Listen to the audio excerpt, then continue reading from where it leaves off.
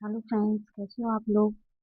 आज हम जानने वाले हैं उत्तर पद्य रीतिकाल के बारे में। इससे पहले हम लोग भक्तिकाल के बारे में, आदिकाल के बारे में जान चुके हैं। तो आइए करते हैं स्टार्ट। रीतकाल का वर्गीकरण।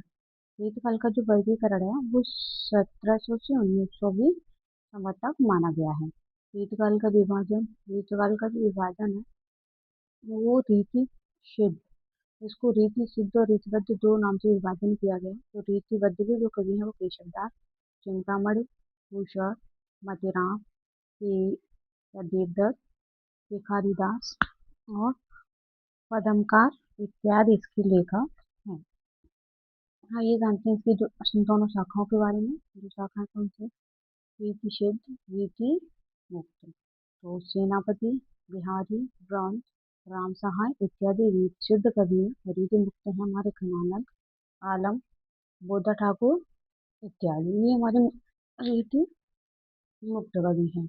रीतिकाल, आप जानते हैं इसके बारे में। रीतिकाल की अधिकांश कवि दरबारी थे, अर्थात राजाओं के आश्रय में उनकी दरबार में अपनी कविता किया करते थे। रीतिकालीन कवियों की काव्य भाषा ब्रज भाषा थी। तो यहाँ से आप लिख सकते हो कि रीतिकालीन कवियों ने कौन सी भाषा प्रयोग की, वो थी आपकी ब्रज भाषा। और इन कवियों को राजाश्रय कवि कहा जाता है। इनका सर्वाधिक प्रिय छंद था सवैया। तो रीतिकाल में सबसे ज्यादा जो प्रसिद्ध छंद आपको देखने को मिलता है वो होगा आपका सवैया। नेक्स्ट हमारा रीतकाल का नामकरण करने वाले विद्वान। एक तरफ दिए हुए विद्वान, एक तरफ दिया हुआ है नामकरण। आइए जानते हैं इनके बारे में। रामचंद्र शुक्ल ने रीतिकाल कहा। मिश्र बंधु ने इसे अलंकृत काल कहा। वहीं विश्वनाथ प्रसाद मिश्र ने श्रृंगार काल कहा है।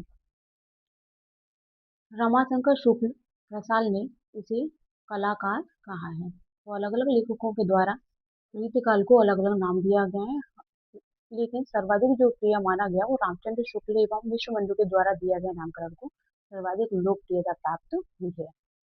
नेक्स्ट जानते हैं हम रीतिकाल की प्रमुख कवि एवं उनकी रचनाओं के बारे में। एक तरफ दी हुई है कवि, दूसरी तरफ दी हुई है उनकी रचनाएं। आइए जानते हैं इसके बारे में। बिहारी।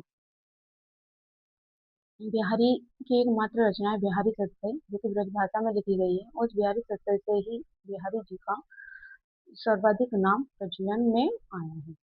नेक्स्ट हमारा चिंतामणि। चिंतामणि है वो श्रृंगार, चिंतामणि के द्वारा श्रृंगार मंदिर को लिखा गया है। नेक्स्ट है मतिराम। मतिराम की ललित ललाम काफी प्रसिद्ध कृति रही है। भिखारीदास और जो चिंतामणि है उसको में सर्वाधिक जो रस है वो श्रृंगार रस देखने को मिलेगा। और जो मतिराम है उनकी ललित ललाम की वजह से इन्हें रसराज की श्रेणी भी दी गई है। भिखारीदास, भिखारीदास को काव्य निर्णय अमरकोश के नाम से जाना जाता है। उन्होंने इसकी कृति को लिखा है काव्य निर्णय अमरकोश। नेक्स्ट हमारा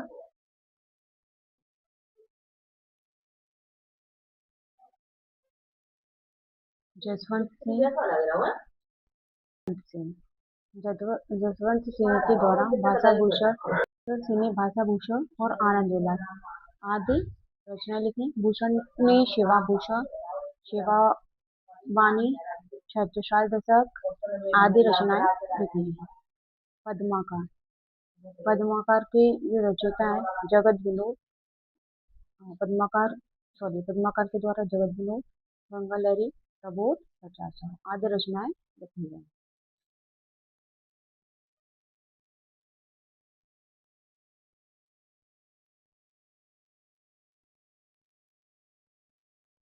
भूषण के द्वारा पद्मकार के द्वारा जगत विनोद, गा गा लहरी और प्रबोध पचासा। केशवदास के द्वारा रामचंद्रिका और विज्ञान गीत इनकी रचना की गई है। और केशवदास को कठिन काव्य का प्रेत भी कहा जाता है। नेक्स्ट है हमारा बोधा। बोधा है वो इश्कनामा है, इस पर इश्क आधारित कविताएं लिखी है। नेक्स्ट हमारा घनानंद। घनानंद है वो इश्क लात पदावली है। घनानंद जो कवि हैं वो रीत मुक्त कवि कहे जाते हैं।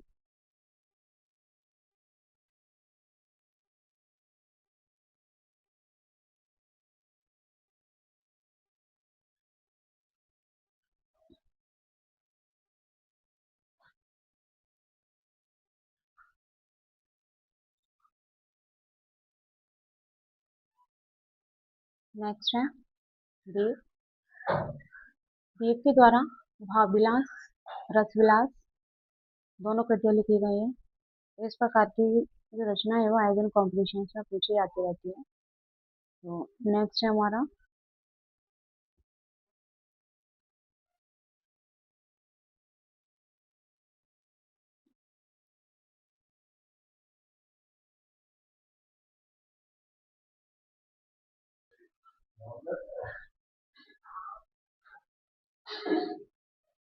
जो देवदास के पास प्रेम ताप को भी लिखा गया है।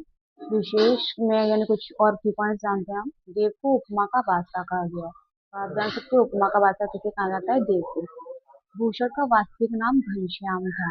इनको इनकी काव्य रचना की वजह से भूषण की उपाधि दी गई थी। तो इनका वास्तविक नाम था घनश्याम।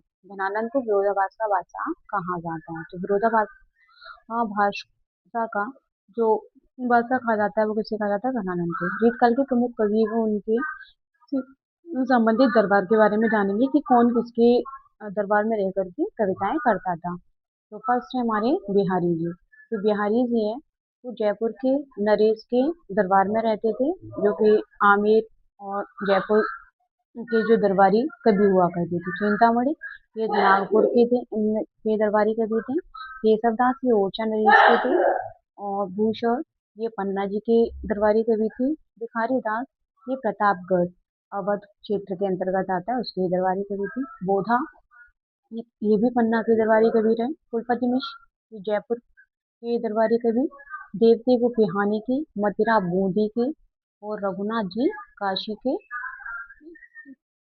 दरबारी कवि रहे हैं। ये जो मैं आपको अंडरलाइन करती जा रही हूँ ये काफी इंपॉर्टेंट है। कई तरीके से इनके बारे में पूछ लिया जाता है कि कौन किसके समय पे दरबारी कवि रहे।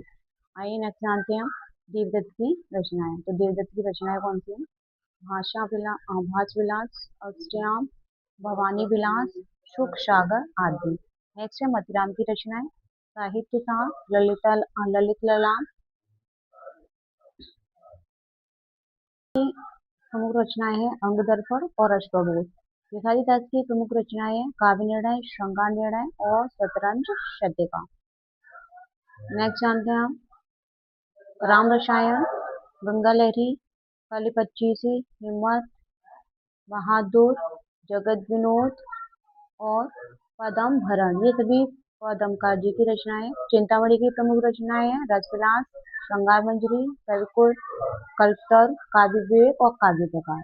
नेक्स्ट है भूषण की प्रमुख रचनाएं शिवराज भूषण, शिवा बाबी और छत्रसाल। नेक्स्ट है घनानंद की रचनाएं इश्कलता, विरह लीला, वियोग बेली, केकसार, सुजानसार। नेक्स्ट है केसवदास की प्रमुख रचनाएं रसिकप्रिया, ज्ञान विज्ञान गीता, रतन बावनी, जहांगीर रसचंद्रिका, कल्पप्रिया, चंद्रमा।